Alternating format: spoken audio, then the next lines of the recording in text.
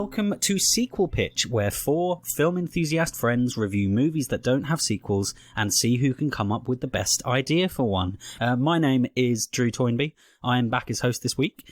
Joining me once again today to review this week's movie and pitch me their ideas for their sequels, we have the Viking Matt Rushton. Yeah! We have funny man Ross Harmston. I'm funny. I'm wearing a funny old wig at the moment, but you can't tell because I'm funny. Oh, Wow. I shouldn't have said that, should I? So And Ginger Andy Henry. Famous Ginger. Cool. A lot of thought and love went into that one. Yeah. Thanks. This week, I asked the guys to sit down and watch 2018's Ruben Fleischer-directed, Tom Hardy, Michelle Williams and Riz Ahmed starring Venom. We'll get to our thoughts on that in a minute, but as always, before we do our review, in case there's anyone listening who hasn't sat down to watch the film, we do a reasonably quick but definitely no longer only 60-second summary of the movie so that you have a broad idea of what we're talking about when we're talking about it for sequels. So I'm going to start that now. In space, we see how many films have started in space now? In space, we see a space shuttle operated by the Life Foundation run by Riz Ahmed's Carlton Drake getting into trouble and crash landing in Malaysia after one of 4 alien organisms that they've discovered escapes containment. The Life Foundation retrieves 3 of the samples, but one escapes in the body of a local medic who's attending the crash. We then meet Tom Hardy's Eddie Brock in San Francisco. He's a hardcore investigative journalist, and his fiancée Anne, who is a lawyer working for the Life Foundation. Eddie gets a puff-piece interview with Carlton Drake, but snoops on Anne's laptop to get confidential information about shady practices, which he then brings up in the interview. This gets both him and Anne fired from their jobs, and Anne leaves Eddie, breaking off their engagement. 6 months later, the Life Foundation are testing the life forms. They are symbiotes, meaning that they need to bond with a living host to be able to survive any significant amount of time on Earth. But they have to be an exact match or the host will die. Drake insists that human trials begin. Dr. Dora Skirth, played by Jenny Slate, says it's too early, but Drake obliquely threatens her kids and makes her start the trials. Dr. Skirth goes to find Eddie, who's now completely down in his luck and feeling totally powerless, and tells him that Drake is using homeless people in tests and that they're dying. She helps Eddie infiltrate the Life Foundation, and he finds a homeless woman who he knows from his neighbourhood infected with one of the organisms.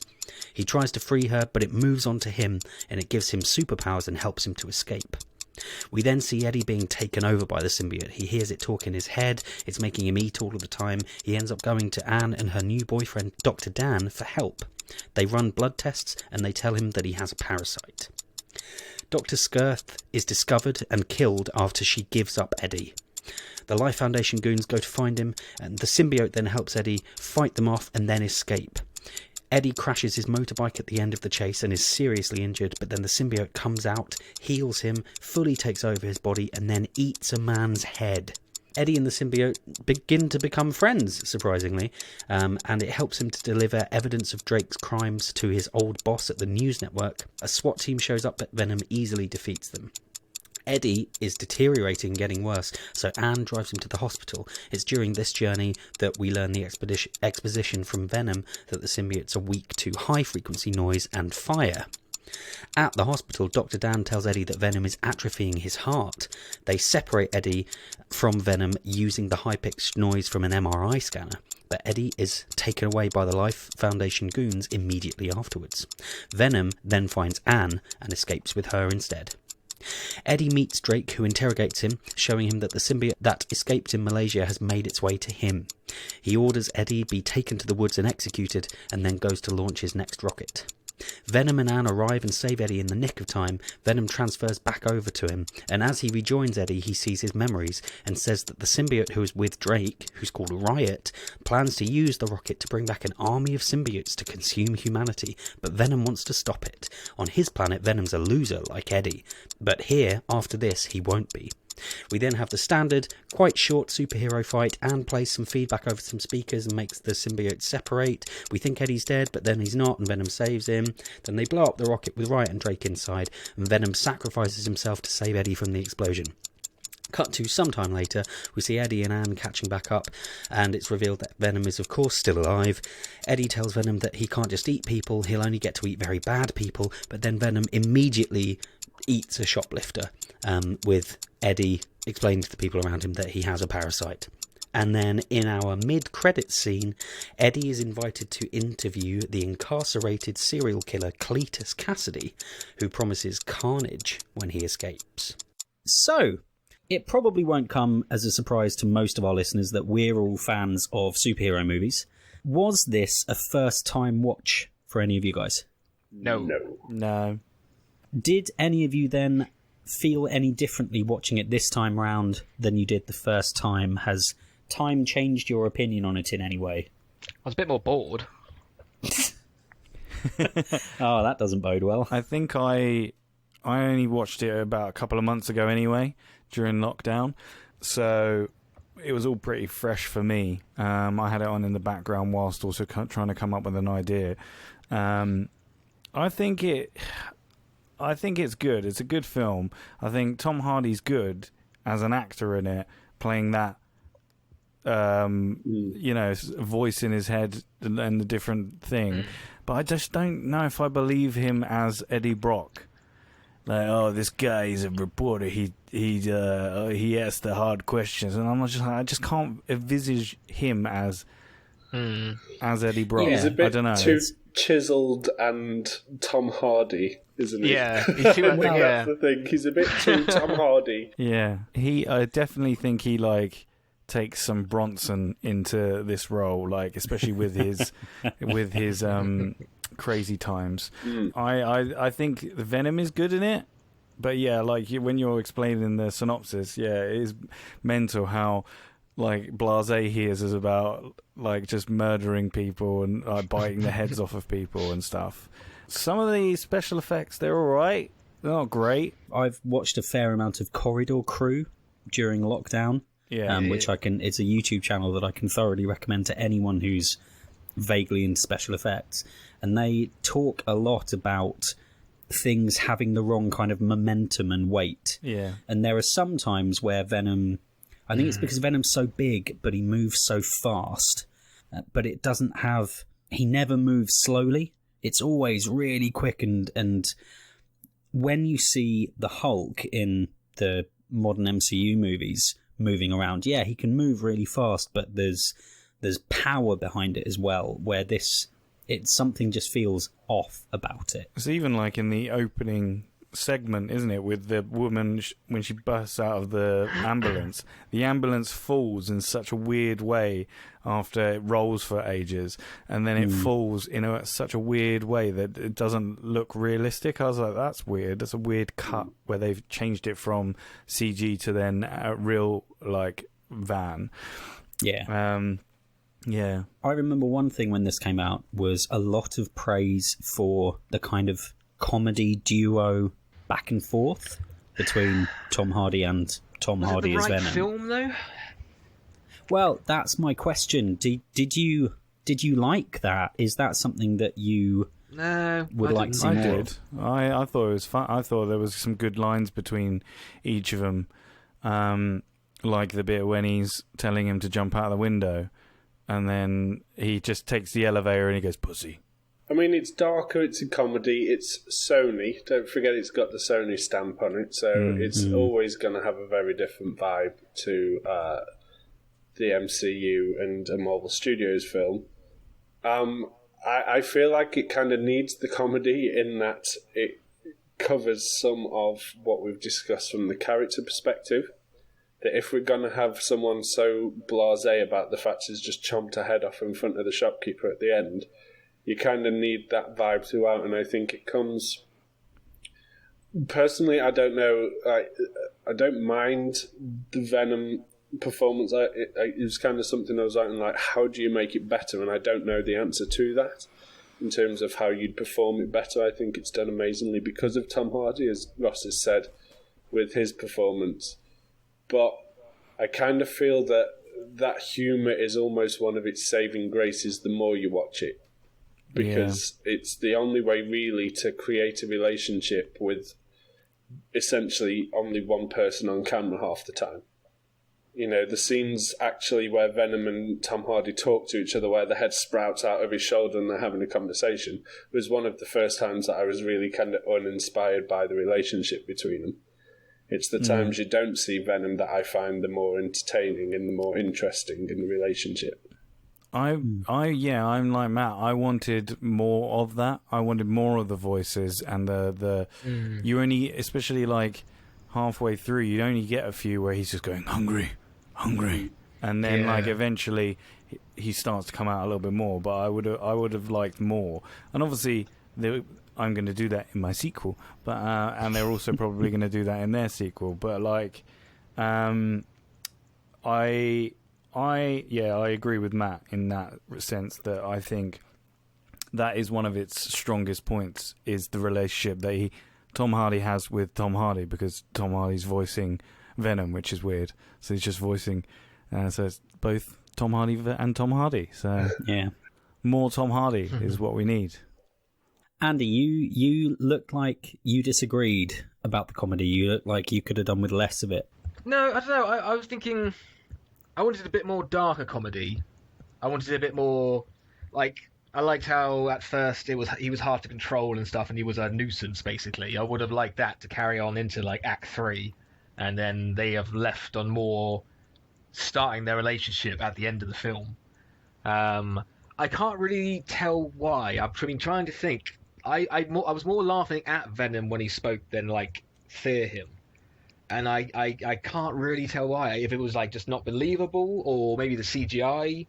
I don't know. Maybe I'm just alone here, because it seems like majority bought it. But well, I'm really boringly very, very middle of the road on it, because traditionally Venom is more of an adult character as far as Marvel Comics goes.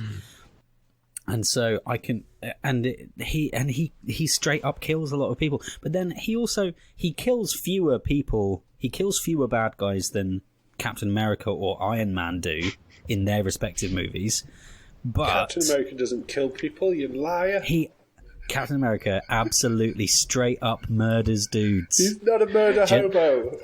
The first scene in Civil War when he breaks through that window or something, everyone's fucking dead. When he's kicking guys into the railing of a boat at like 30 miles an hour at the beginning of he's Winter fine. Soldier. We'll just walk it off. It's Don't fine. believe it. It's lies. But so it's this weird kind of hypocritical part of my brain that's like, I intellectually, I know that actually this guy kills way fewer people than some of the traditional heroes.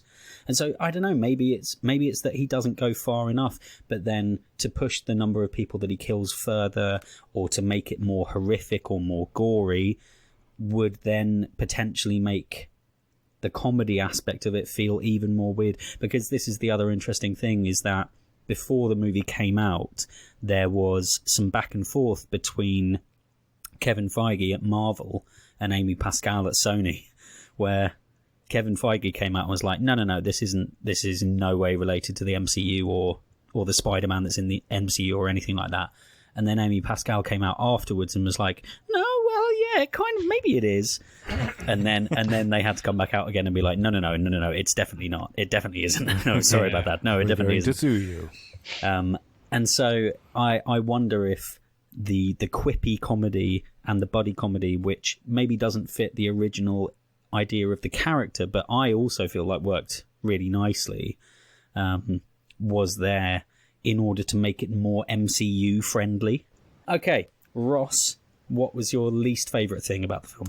Least favourite bit of the film was Woody Harrelson's hair at the end of that bit at the end. That was my favourite bit was Tom Hardy jumping into a lobster tank, which apparently was not planned. Apparently he decided to do that. I'm not sure how much gravitas that has in fact. I saw that come up quite a lot when I was doing some reading, but I also saw that he said on set he wanted to do that, but then they had to go away and build a reinforced one that he could jump in. Yeah. So, like, He came up he with gets it the on the cred day. for being Yeah. like, oh yeah, I improv that, but it also involved, like... In 3 months, I'll sit in that. Yeah. So yeah, those are my favorite. Actually, I was joking. My favorite bit is probably the bike. The bike scene was actually pretty cool. But yeah. Yeah. Cool. Andy, least favourite? Least favourite bit. I mean, it's hard because I didn't enjoy a lot of the film. It's not. I watched it a couple of days ago and I can't really remember most of it. Can I say that's my worst bit about it? That I can't remember most of it. All right, then. What was your favourite bit? What did stay in your memory? Definitely the pussy line. That was quite funny. You're a class act. Yeah, because I genuinely laughed. Probably that. I'm trying to think of anything else that thrilled me. That's fair, man. Yeah. If that's what stood out. Yeah. Matt, least favourite thing? My least favourite bit was actually more the concept that, pre-Venom Eddie Brock was just a bit of a dick. You talk about it, the way that he was with Anne, like how they painted it to be such an amazing relationship, but they just didn't sell it enough. I didn't believe enough that he was all about himself. Like, there was just not enough build-up, so I didn't believe that. But Fair one. Then one of my favourite bits is just the bit where Venom rocks up as Anne, kicks ass, and then kind of... Oh, female Venom. Yeah. Female Venom, Yeah. who is Anne, rocks up, and they kind of share that moment, and I feel like that sums up their relationship much better than the opening quarter of an hour where it looks like they're all happy and, everything's wonderful, where actually they're really rough and there's a definite flaw in their relationship. Okay, so, Ross, your score out of 5, please. I'm going to give it 3 Woody Harrelson wigs out of 5. Very good. Andy? Ooh. I'm going to give it 1.5 turds rolling in the wind. Whoa. Or blowing in the wind. Blowing in the wind? I think it's blowing in the wind. Blowing in the wind, yeah. You'll be a turd. Blowing in the wind. Sound like Richard Nixon. Matt? I'm going to give it 3 we need more Dr. Dans in the world out of 5. And I think I am going for 2.5 out of 5, which gives us a score of exactly 2.5 out of 5. Oh. It's a very average movie, so that kind of works. Episode 6, Venom, is officially our lowest rated movie, Wow. Oh, shit. primarily driven by Andy's 1.5 Didn't like out it. of 5. Did not like. So, there we have it. There's our score for the film. And now, I suppose, it's time to get your sequels pitched. The rules of the pitches are really simple. You have your chance to pitch me your idea without any interruption, and I really want you to sell me on it and really make me feel it, make me know what's happening in this movie. Afterwards, I'll have a couple of questions for each of you once you've finished. Then, you will all have a chance to persuade me why I should pick your movie over the other two. With this movie specifically, there's a lot of kind of inside baseball stuff going on, because we're nerds who follow this stuff quite closely, so we know about the deal between Marvel and Sony and the ins and outs of that a little bit more than most people. But what I will say is I'm going with blue sky thinking here. So if your pitch is involving Peter Parker or just bringing the entire MCU along for the ride, if it's a good pitch, then we're assuming that Kevin Feige and Amy Pascal sorted it out and it all is all fine. Also, I would ask if you've based any of your pitch on existing comic runs or story arcs. I won't count that against you if it's been used well, but I would like you to make it clear that you've done that. For the audience as well, at this point, assuming COVID doesn't work its magic, at time of recording, there is still coming this summer a official sequel to this film, and is going to be called Venom: Let There Be Carnage, directed by none other than Andy Serkis. No, wait, is that what it's titled? Yeah. I mean, there is the mid-credit sequence which specifically introduces Carnage. My title was basically called "There Will Be Carnage" because I was like, "That's a great line. I'm going to use that." No way. I thought when I read it, I was like, you just copied the sequel's name. No, I didn't. I remembered Andy Serkis as director, but that's all I can remember. I didn't know if anything else came out. So you remember the director, but you don't remember the title. Yeah. Andy researches really hard for these episodes, listeners. He really goes in depth, really knows his stuff. On that note, then, we may as well start with Andy. Andy, what's your title again?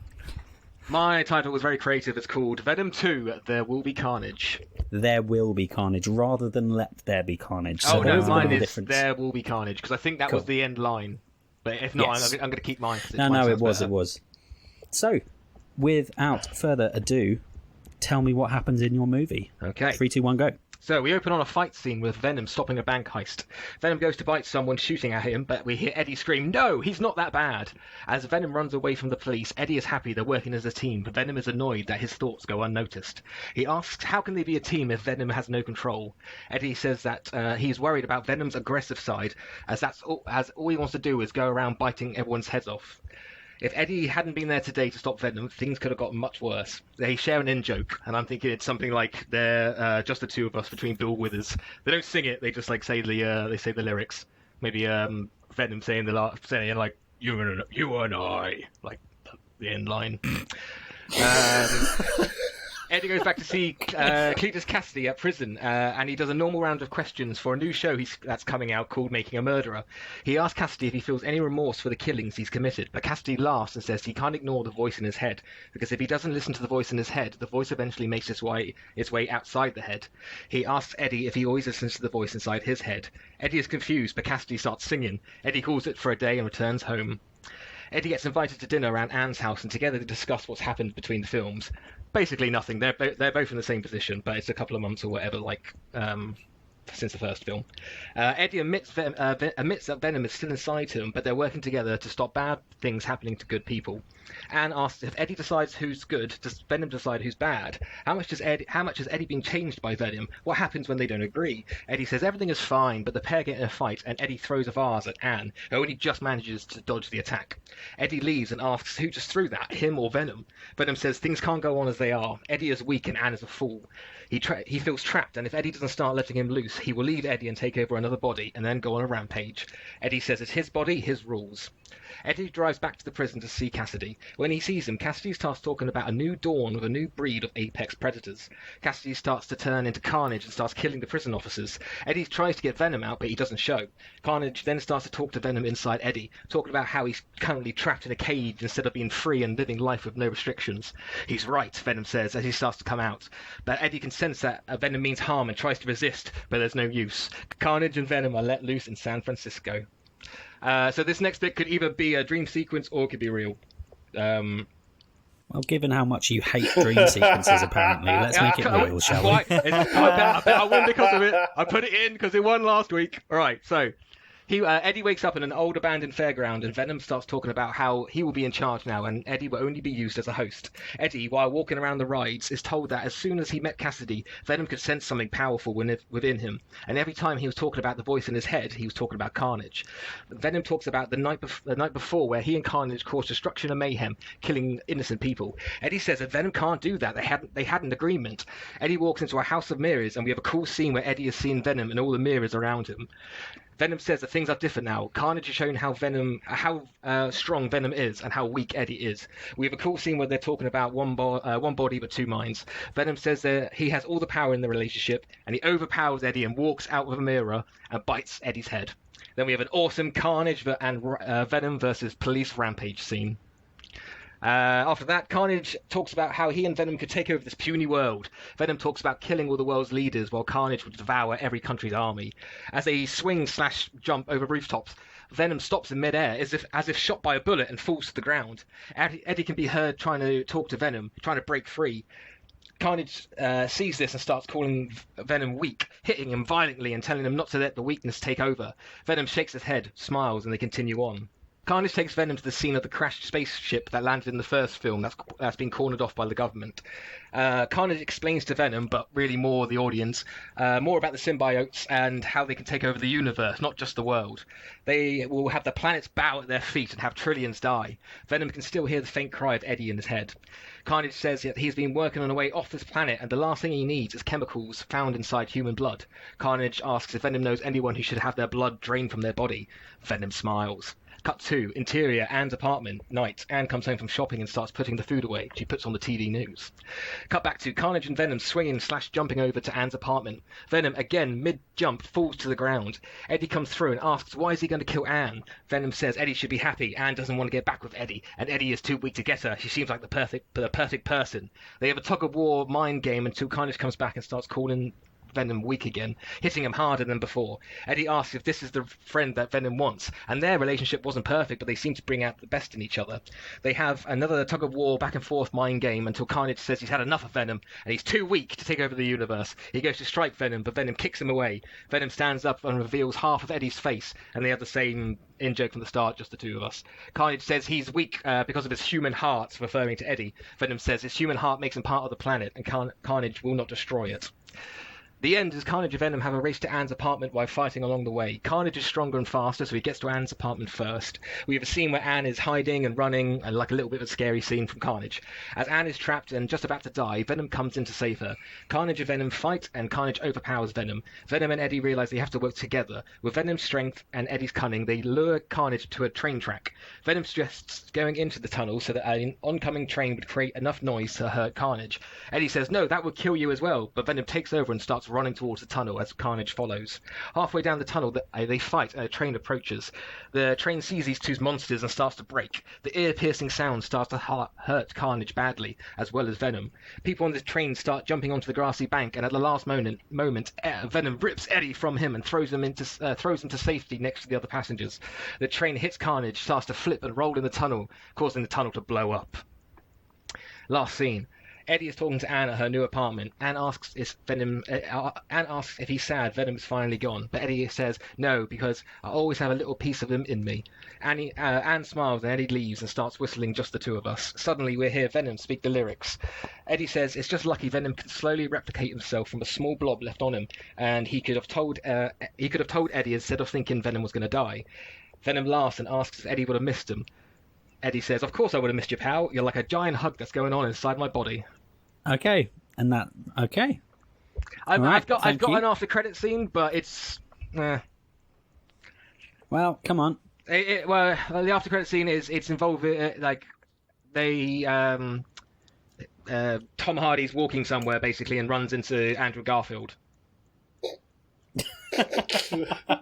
Because I was like, either that could be part of their own little universe, or you could bring... When Andrew Garfield comes over to Tom Holland, he could come walks with into Venom. Andrew Garfield just as Andrew Garfield, not as Peter Parker. Yeah. Oh, sorry, I should have mentioned as Peter Parker. Sorry. Oh, look at that. Love you, The Social Network. So yeah, I mean, like, yeah, it's there, but it's not going to impact the film or anything.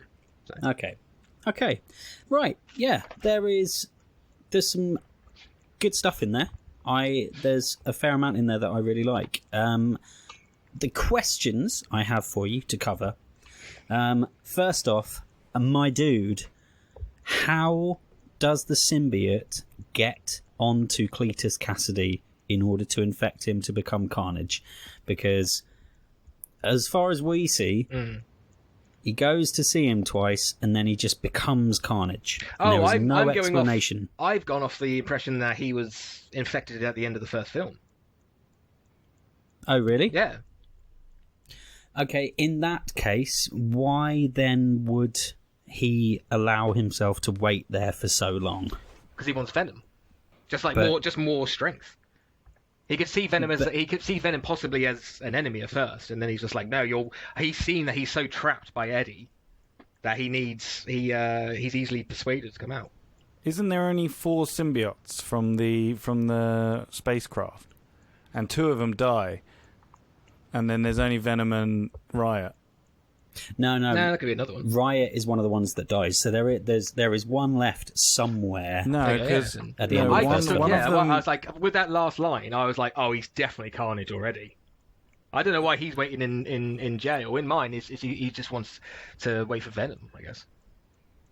I thought there was two that died in the lab. I'm with Ross. He puts one on the doctor. Because it's He Drake. puts Yeah, one but on then the- Carnage, when Drake Carnage says still there's talked to only Venom, one left. in my Act 3, he could just say, Oh, they of thought course they he thought there does. was 4, but I sneaked away at the start. That's an fine. I was that's just easy. double checking Okay. anyway. I was just that was just more for me. For me, that opens some holes for me personally, because if he wants Venom, Venom's visited him twice before he decides to break out the third time. Yeah, but he's he goes sussing them to out. see That's what you always do. He's playing poker, basically. him. Okay.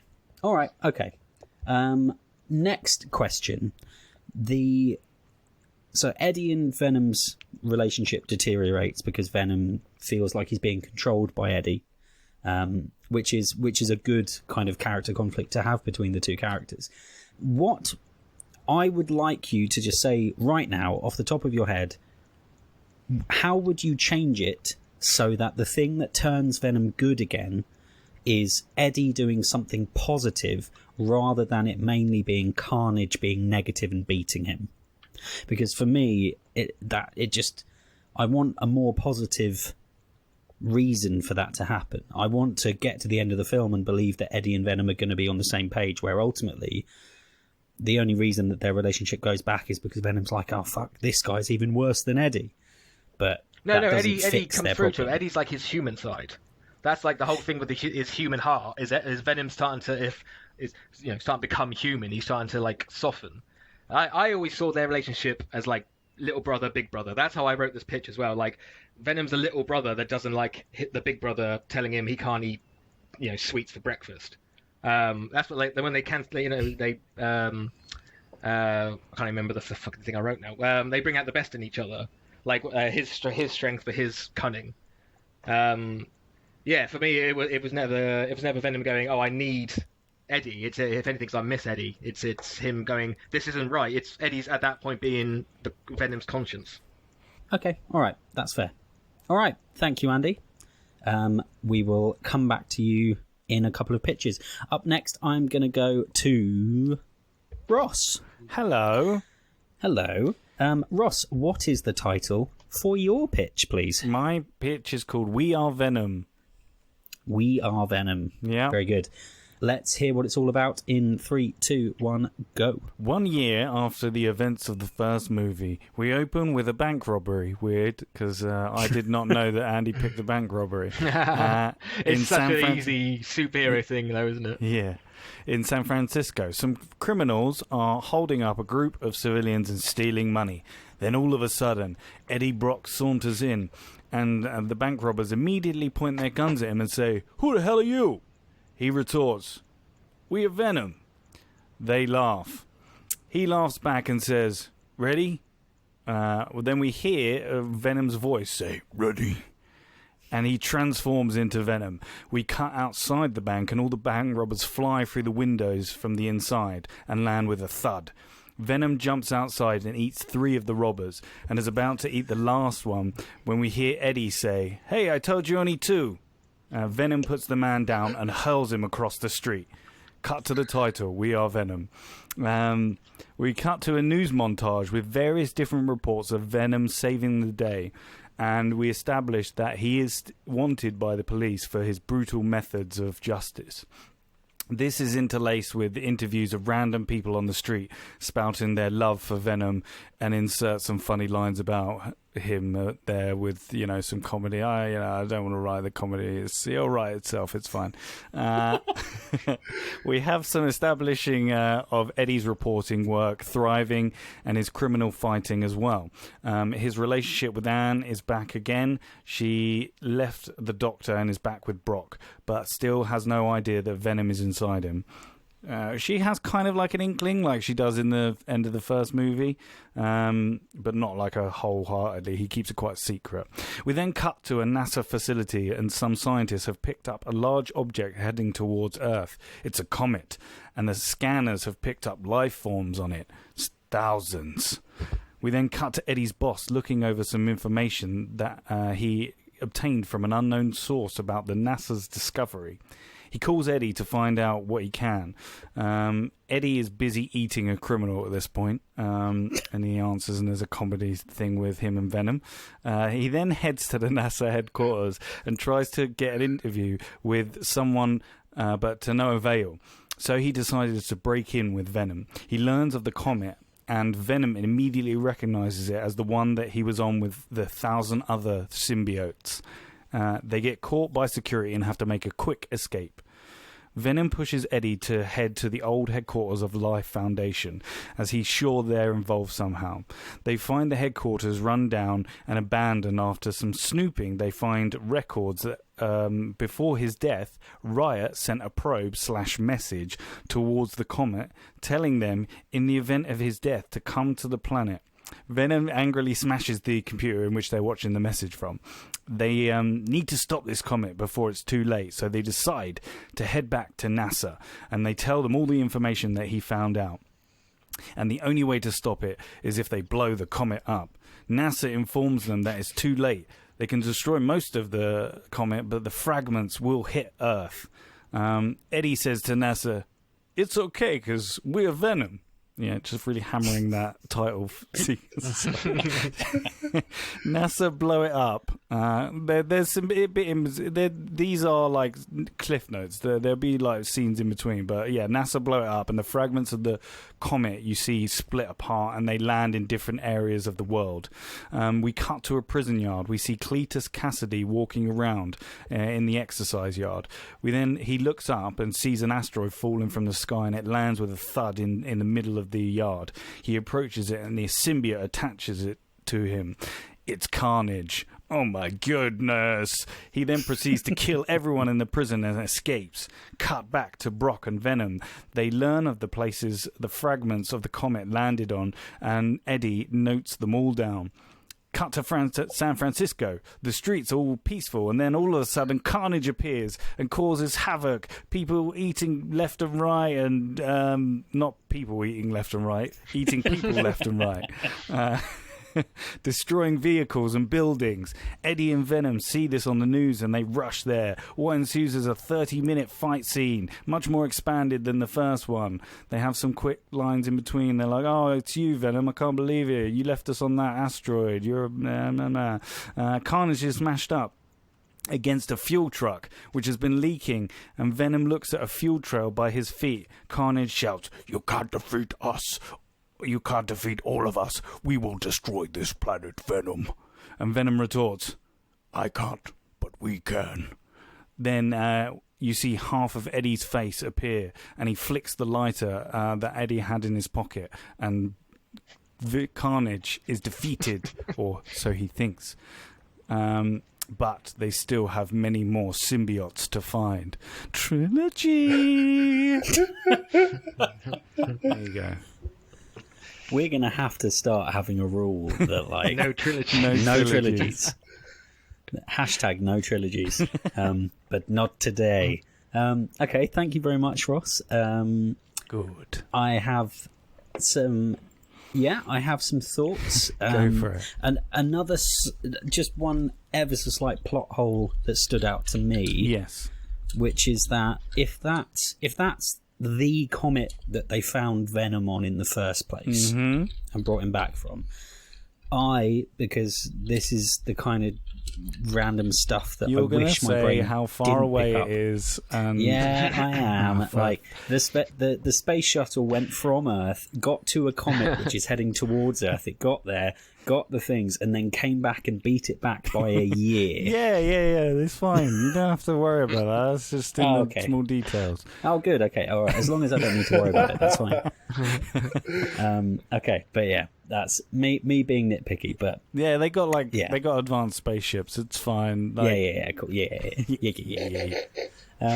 Okay, so out of curiosity, yes, as yours is like sequel the sequel.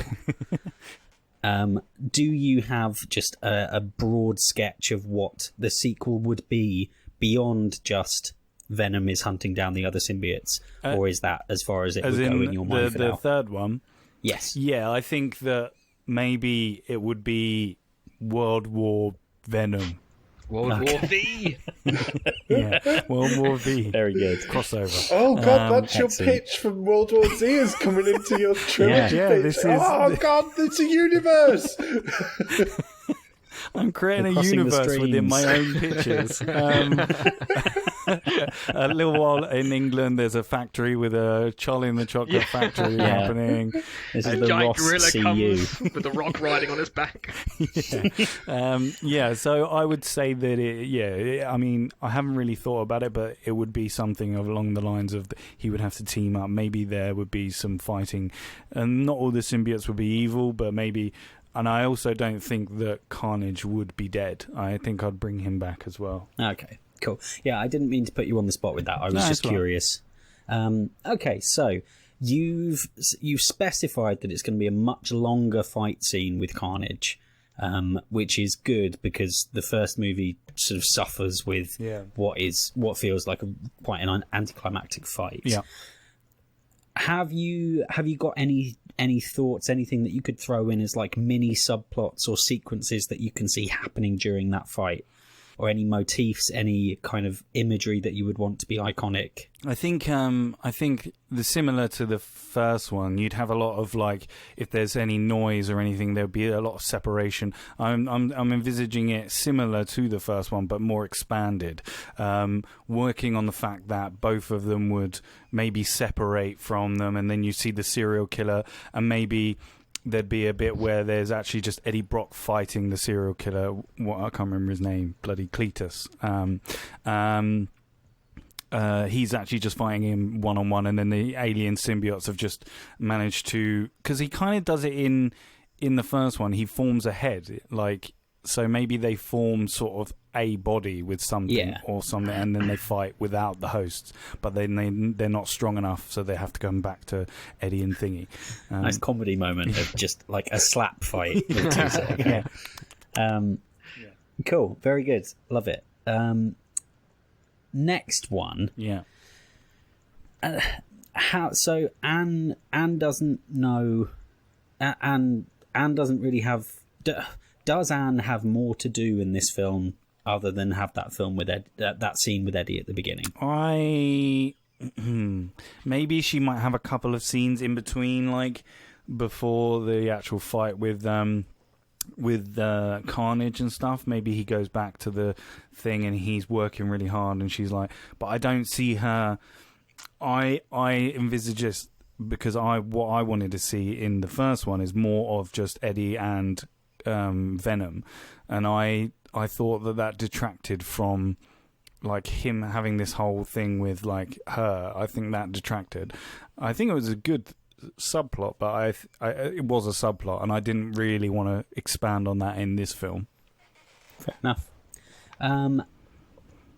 Right. Yeah, I think that's me done. Thank you very much, Ross. I'm going to win now. Good. Matthew, Hello. what is the title for your film? The title for my sequel is Venomous, which is Venom hyphen us US.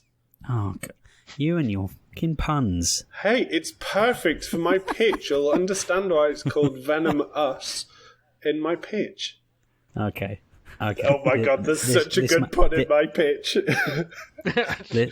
Listeners, this man works in marketing. Yeah. He gets paid by the pun. So Yeah, apparently so. So, Matt, if you can tell us your story in 3, 2, 1, go. It's been 3 months since the Life Foundation incident. Eddie Brock and his parasite BFF are single-handedly cleaning up the city, or publishing some hard-hitting stories under the newly formed Reality Bites newsfeed by night, and working as a security guard for the local warehouse by day. Their relationship is typically unique, and they share every aspect of Brock's life together, no matter how intimate.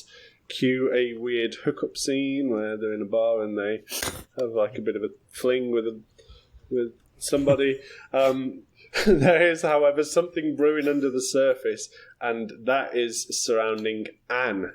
But it isn't coming from Eddie Brock. It's not his puppy dog love for her, more it's Venom who is starting to pine for her.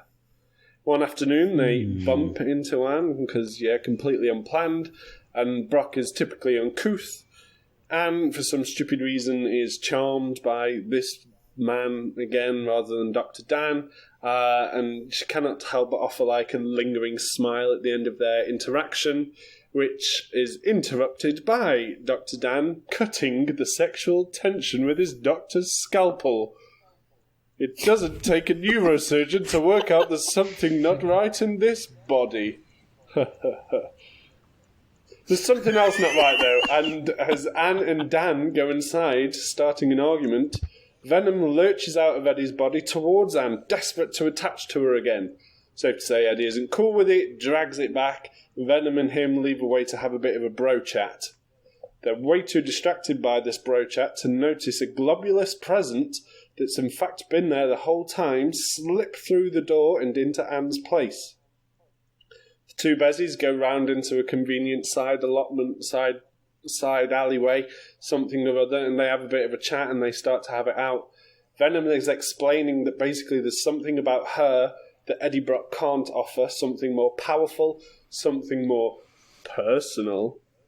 Eddie naturally makes it really weird and starts kind of being a bit objectified and starts acting like he owns Anne, and he explains that Venom can't have her. It's all quite misogynistic and a bit demeaning, and oh shit, Anne is only fucking stood there listening in.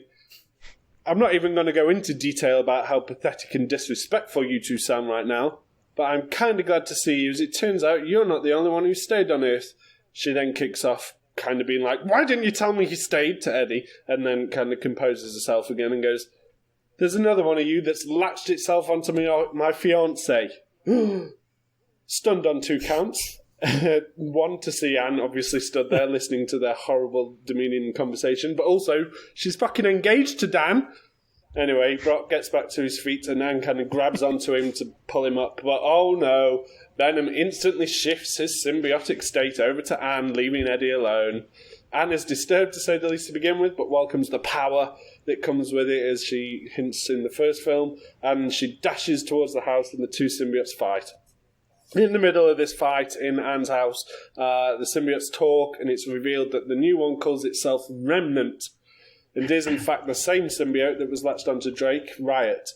Pinning Venom to the floor, it explains how it survived by absorbing some of the rocket fuel to strengthen itself and also be able to create a resistance to fire. It then can also now use fire as a weapon, and it lights its hand on fire, ready to plunge it into Venom.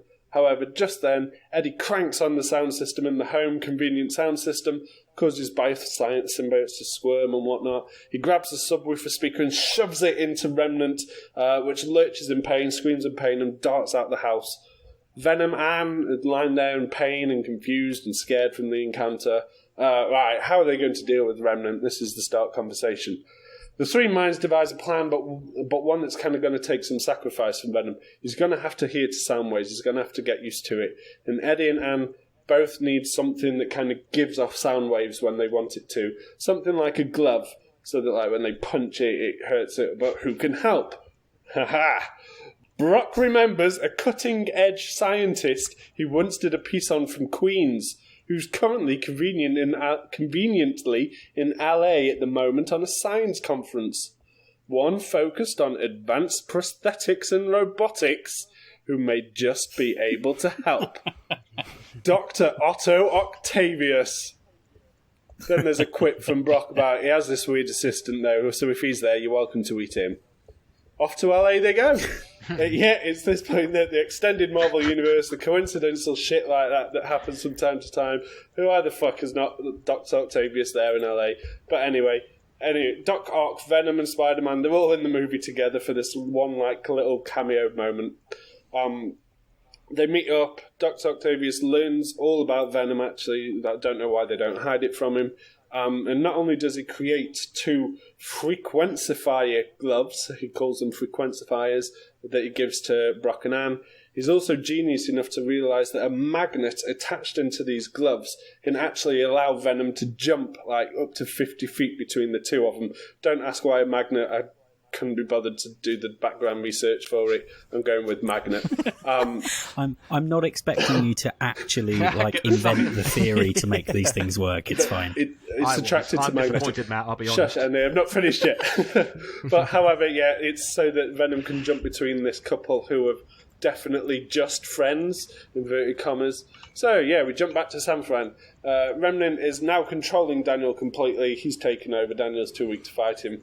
Is now back in the Abandoned Life Foundation. Homage to Ross, jumping back to that scene. But he's restarting the facility using the memories that he has from Drake that he managed to absorb when Drake died or something, and his knowledge. There's actually a second ship there, really conveniently, that can take Remnant back to the Comet. He begins final preparations for this spaceship to take off, and right on unwelcome cue, in burst Venom and Anne, kind of dressed in kick-ass garb now. Venom's obviously back inside Eddie. Begin super crazy fight with some awesome kick-ass scenes like where Brock and Venom dive towards Remnant, and just as they go to punch him, Venom zorbs over to Anne using the glove. Brock punches him with the frequencifier glove and then kind of goes under his legs. Then Venom jumps back to Brock, who grabs Remnant, and then Anne jumps in with a punch as well. It's all pretty kick-ass. But obviously, eventually, Remnant starts to take over and clearly starts working this out. He's much cleverer. He's got all this knowledge now. The fighting proceeds until Brock and... put Daniel. It's not Daniel. Until Brock and Remnant get kind of trapped in the test cell. Anne uses first like a CO2 dowsing thing that they have often in labs for fire, and it kind of douses the flames that is in Remnant. But then the screaming, and Venom realizes the only thing really she can do is hit the big red button. Tears crawling down her face like she's really upset. She activates the sound amplifiers in the room, and the two symbiotes break away from the two men, cry, scream in pain, and then fall motionless. Dan awakens, sees Anne there, then looks at Brock. I know about your kiss. I know about LA. I know about everything. Remnant taught me everything. And with that, he manages to smash through the plexiglass. How the fuck he does that, I don't know. And escapes the site. Anne comforts Brock and tells him they should get out of there. They scoop up the lifeless symbiote mass of Venom and realise suddenly that Remnant isn't there. No time there. They escape. The Life Foundation blows up because conveniently the rocket's been taken off the whole time, but the hatch never opened. Boom! There goes the Life Foundation. That's kind of where I got to. I don't know. There's probably an ending scene somewhere. Mid-credit scene, very late into it. I don't know. I felt like that was... Fuck it. Look, the real ending to my film's my post-credit scene, okay? There's a mid-credit scene cutting back to Cletus and Carnage because I completely forgot to insert that into my pitch earlier. And then there's a post-credit scene, obviously. One showing Doc Ock and Tom Holland's Peter Parker chilling on a plane, heading back to NYC. Also on that plane is a very subdued and stern-looking chap who catches Peter's eye, and Parker feels trembles. This weird, sick spidey sense kicks in, and then we come back to see Dr. Dan sat in the chair, looks out of the window, the camera starts panning away, but as we do, we see the symbiote eye mass fluttering around his pupils like they did in the first Venom. The end. Okay. Okay. Some very cool ideas in there. My questions for you, I'm going to keep these quick because we're running quite long. So, this time, at the end of your film, Venom is dead. Am I correct in he appears dead? But so is that, you said there might be an extra scene at the end of the movie. I want to know what that extra scene is. I think it's like... Sorry, I realised when you asked that question, I just lifted my hands as if it was obvious you could see me and none of the listeners knew what I did. It was just awkward silence.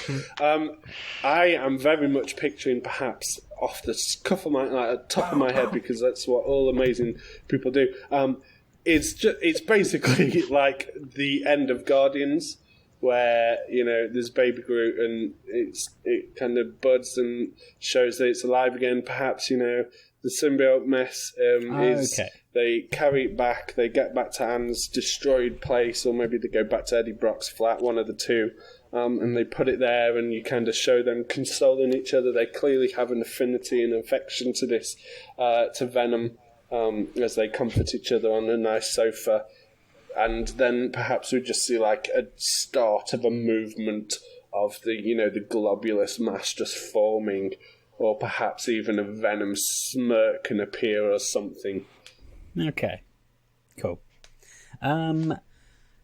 Given the mid-credit scene from the first movie, why not go with Carnage?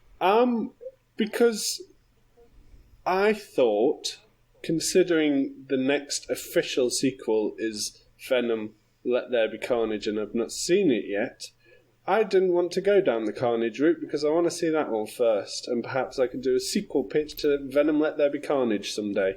I suspect that will probably happen. Bring it on.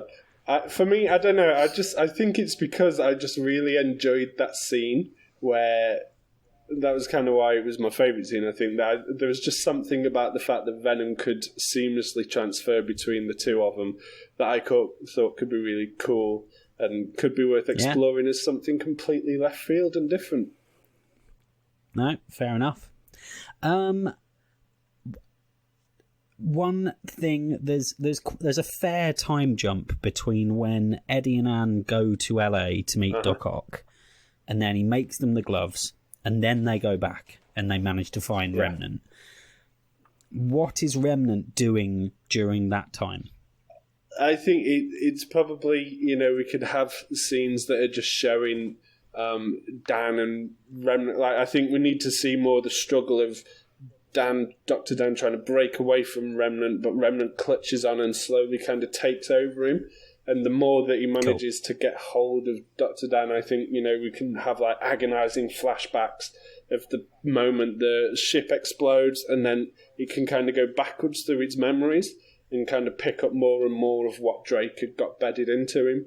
So I think that can be a good way to fill that time and show the journey that Remnant is on whilst, Venom's in LA chilling for a week or two. Excellent. Okay. Thank you very much, guys. Going to keep this as short as possible. I'm going to keep you to like 1 minute max each, if at all possible. Then I'm going to go back through and let you tell me why I should pick you over your compatriots. So we will start off with Andy. Andy, why should I be going with you? Mine focuses on what I think Venom is really about, which is the dual personality, good, bad, shoulder devil, shoulder angel, and really explores that. It's got great action. It's got a lot of rememberable things, which I didn't take away from the first one, especially the mirror scene. Mine's a bit. Mine's gonna be a bit darker. I'd say it'd still have jokes and be a little bit darker, but it will focus mainly on the two stars. It will be Eddie and Venom and how they do bring out the best in each other, and they do balance each other out. Okay. Ross, why should I pick you over the other two? So if you shouldn't pick Andy's because his doesn't make there's no journey at all between the two. They end up even worse off than they were in the first film. There's no relationship between them because he will just turn on him like that, and there's a massive plot hole in terms of where Carnage came from. You shouldn't pick Matt's because Matt's is solely based on just getting Doc Ock in, and he didn't even finish the movie as well. I think you should pick mine because mine has good character progression. You have the relationship, which is the core thing that made the first one good between Venom and Tom Hardy, and also you want to get the symbiotes onto Earth so that we can set up a universe for more films. Okay, and lastly, Matthew. Andy's got some wonderful scenes in his with plot holes, as covered. Ross, I feel that Ross has been a little rich, talking about the fact that he also had some very vague, I think he called them channeling scenes that he hadn't written himself and was happy to let writers do. Taking I am liberties, just you fuck. bringing a synopsis, a plot. I'm just bringing ideas to the table here. This is a pitch, not a script. So I think that's a flawed argument. For me, I personally think that, we're in a point here where everyone's kind of done with just seeing action guys. It's about bringing equality to the workplace and equality to the franchise, and certainly carrying on that legacy and that ethos that Marvel have been running with recently of strong female characters, and really giving Anne a spotlight here as more than just Tom Hardy's Mrs. Stroke X Mrs. then Dr. Dan's Mrs. She's a strong character, and I feel like this really gives a platform to have a strong female lead alongside a very strong Tom Hardy lead. Okay, thank you. Right, to wrap this up then, I can only pick one movie. And this one's properly hard.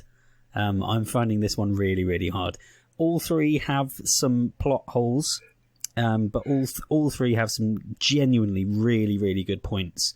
Some fascinating similarities, which maybe I should have expected, but given that all of them continue to involve something about the rocket or space, it seems like. 2 opening with a bank heist, 2 ending with Venom being sacrificed. It's some fascinating stuff. Andy, I really love that you are using Carnage in the way he was created as like a full-on serial killer, and you're leaning into the horror and the carnage of it, and I really appreciate that. I, as someone who kind of liked everything from the first one a bit, I'm a bit sad that some of that buddy comedy has gone. And also, I have a bit of an issue that, like Ross said, I do feel like your characters have basically finished the movie where they started. Ross builds very well off of what happens in the first movie, and uses the buddy comedy aspect of it really well. Has great potential with Carnage, but maybe doesn't go into as much detail and doesn't follow the serial killer bit. And 30 minutes of action could be filled well, and you had some good ideas for filler, but maybe not enough for me to have full confidence in it. Lastly, Matt definitely still has the comedy coming through. I really like that Michelle Williams has lots to do in that sort of teaming up. The idea for the final fight was really inventive. The characters end up in a different place from the first movie. I mean, more so when I thought that Venom was dead at the end. Now that I know that Venom's probably not dead, their journey's maybe not as clear as it would have been.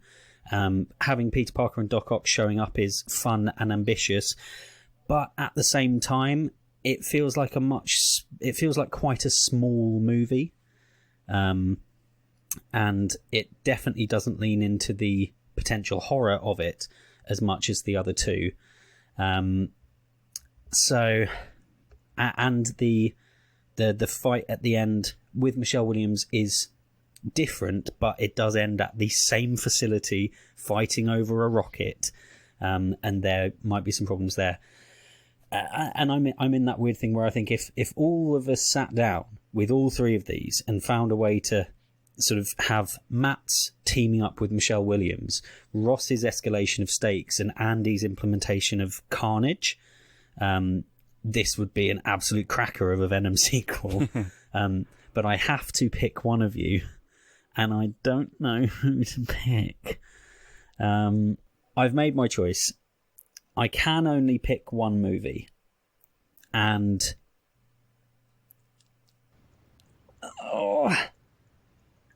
I am going with Andy.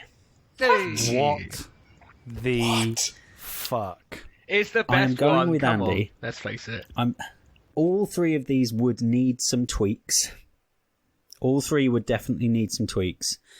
Andy used the character of Carnage better than Ross's did as a character. We'd need to fix that fucking plot hole of how he got infected, because he definitely was not infected at the beginning of the first film, or he would have just broken out. Fair play. I thought it was, but yeah, fair. Matt, the end of yours, despite having a new and inventive fight scene, is all of the complaints about Iron Man 2 are the same complaints Iron with Man your 2 sequel. was a fucking great film. Oh, that's awful. Matt, you're just... Yeah. Have you no respect for You're yourself? just digging yourself further into Ross's plot holes. and Ross, the fact that it ended with all of the symbiotes across the world, I like the way that you built on it, and I like the fact that you had an explanation for why Cletus Cassidy got infected, but he's only there for the end of the movie and he doesn't tie into it thematically, where Andy made the point of drawing the parallels between Cletus the serial killer having voices in his head and Eddie having voices in his head.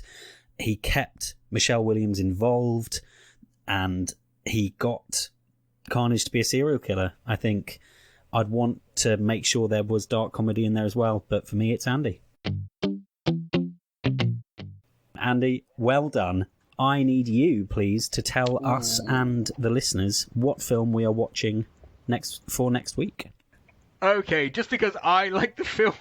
Okay, next week we are going to be pitching our sequels to Wild Wild West. Okay, Nice. I actually quite like this film. I'm going to look forward to the review. It's All right. apparently available on Netflix at the time of recording. Will Smith, Kenneth Branagh, all sorts of terrible, but in some of it good, most of it bad. But still, it's fun. Let's do it. Okay, well, thank you very much. There we have it, Wild Wild West. That is it for this episode. Very quickly, the first couple of months of a podcast life are super important for reaching new people. So if you've enjoyed listening so far, we would absolutely appreciate it so much if you could hop onto Apple Podcasts and drop us a review, subscribe wherever you're listening, or follow if you're on Spotify, so that you get our episodes as soon as they come out, and give us your feedback on Twitter @SequelPitch or on our Facebook or Instagram pages. We would love to hear from you and tell us whether I made the wrong choice or whether you agree, or what you did or didn't like, and everything in between. So it is goodbye from this week's winner, Andy Henry. It's about time, to be fair. I should have won last week, but I'll take this week. All right, okay. It is goodbye from Ross. Such a sore loser, isn't he? He's a sore I'm a sore winner. winner and a sore loser. It's winner the best and a combination. sore loser. Goodbye, everyone. Goodbye from Matt See Rushton. you next week. And it's goodbye from me. We will see you next week. Bye-bye.